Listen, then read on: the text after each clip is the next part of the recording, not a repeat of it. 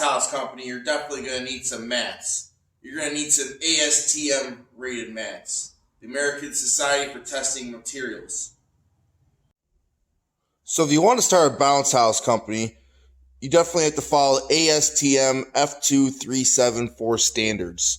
And part of those standards is ASTM F355 rated mats. And here's what one of those look like.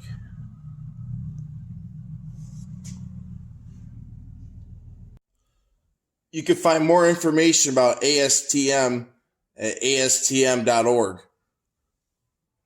You need these mats outside all your entrances and exits of all your inflatables.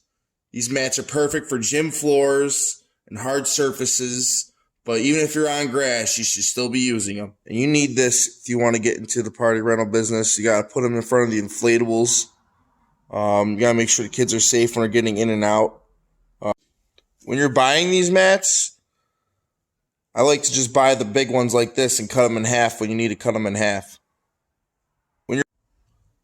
I buy these mats in 4x8 sections and I store them up here.